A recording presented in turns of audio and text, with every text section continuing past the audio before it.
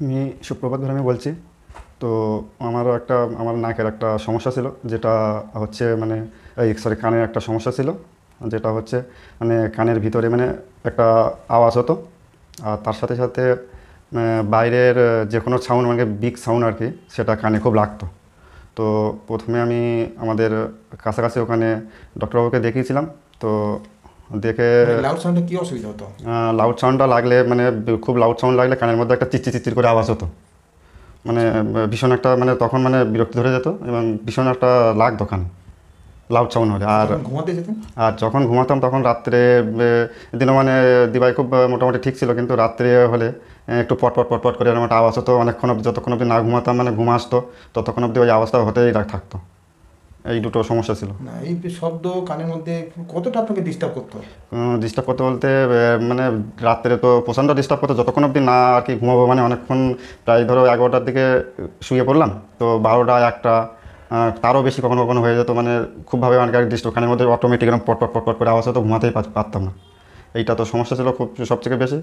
আর বাইরে লাউড স্পিকারের সাউন্ডটা এরকম খুব মানে যে কোনো খুব জোরের সাউন্ড, গাড়ির সাউন্ড বা ড্রিল মেশিন চালালে এই সাউন্ডগুলো কানে লাগলে তখন একটা চিচ্চি চিচ্চি করে আওয়াজ হতো, মানে কারেন্টের মতন কি? কারেন্টের মতো লাগতো তখন। আচ্ছা। তো আপনি কোথায় দেখিয়েছিলেন? তো তারপরে আমি আমাদের লোকাল ওখানে ডক্টরবাবুকে দেখিয়েছিলাম।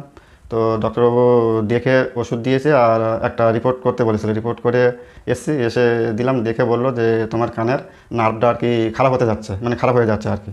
তো আমি বললাম স্যার এটা কী করা যাবে? তো বললো যে এই ওষুধটা দিচ্ছে, তুমি খেয়ে দেখো, তবে এটা মানে পুরোপুরি আর কি হবে না, মানে অল্প কিছু কমতে পারে, মানে এই অবস্থা যেটা তোমার লাগছে এটা অল্প কিছু কমবে, কিন্তু পুরোপুরি কমবে না। আচ্ছা, তারপরে কোথায় এলেন? তো তারপরে আমার একটা মানে এই যে 1 মাসে যে ওষুধটা দিয়েছিল, তো একটা সেলার থেকে দিয়েছিল, একটা দাদা থেকে দিয়েছিল। তো 1 মাস খেয়েছিলাম, তারপরে কোনো ইয়ে হয়নি বলে দাদাকে বলেছিলাম।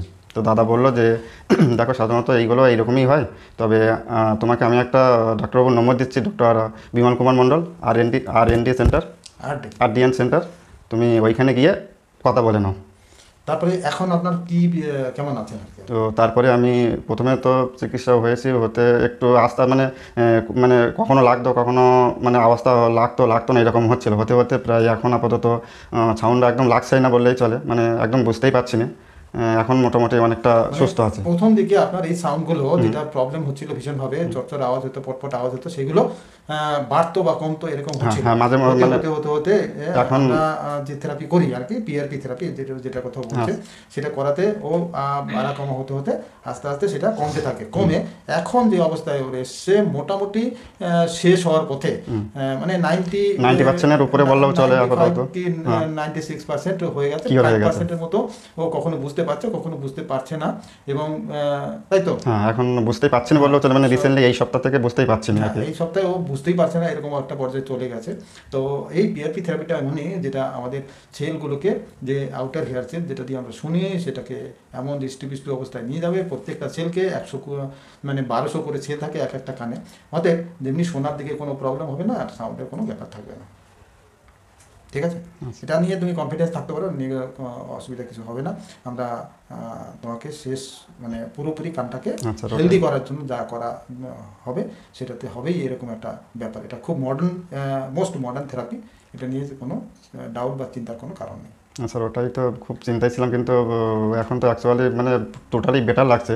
হুম। ওই কারণে খুবই ভালো লাগছে আর কি। হুম। টেনশনেও ছিলাম।